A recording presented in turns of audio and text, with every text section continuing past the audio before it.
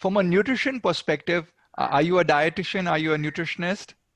Yeah, so basically I'm a registered dietitian. I've done my BSc in food science and nutrition, and I've done my post-graduation in clinical nutrition with specialization in diabetes and cardiac care. So let's get started in cracking with your case. So basically it is an autoimmune case over here, and she is a 30-year-old girl, and she is having SLE, Hashimoto's, Raynaud syndrome, and she is also having Combs. Okay, so let's for the benefit of all our viewers and all our registered participants, I want to do one thing, which is I just want to share with people what is SLE. Okay, so before I go forward, I have just give me a second.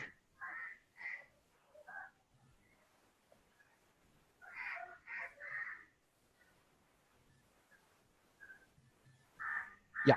Okay, so for everyone out there, SLE is systemic lupus erythematosus, and basically it is an autoimmune disease in which the system attacks its own tissues, causing widespread inflammation, tissue damage in the affected organs. So basically, your immune system attacks your own body. So this is something that's, really, really, what do you say?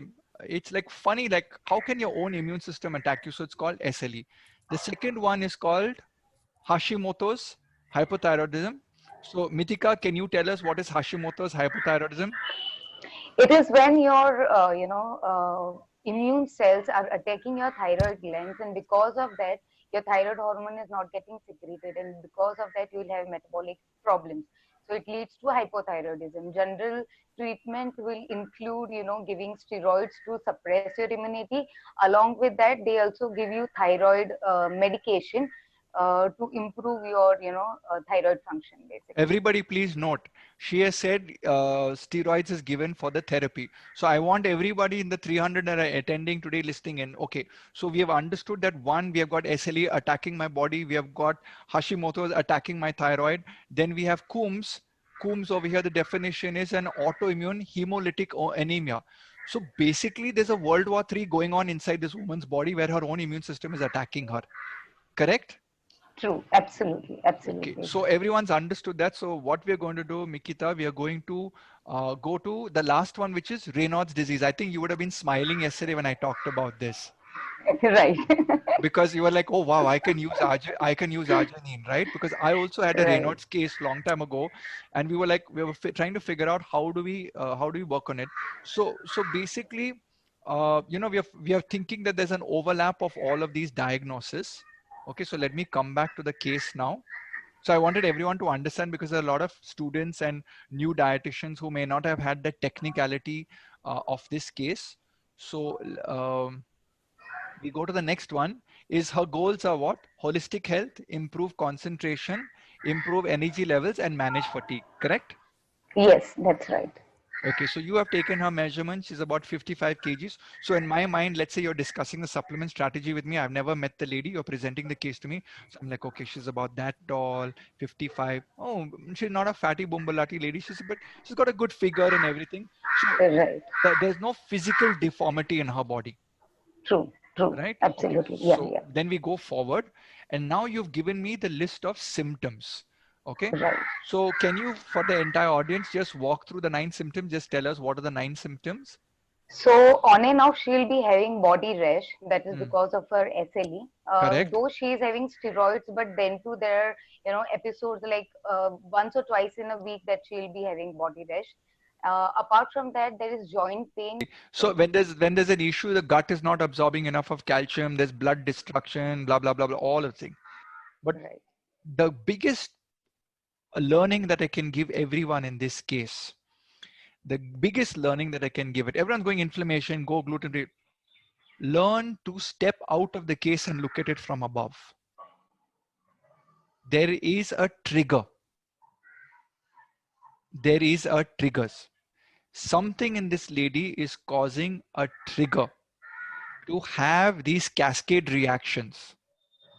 Have we figured out what is that trigger? Is it genetic? Is it environmental? So you start first, you can write this down, genetic or environment.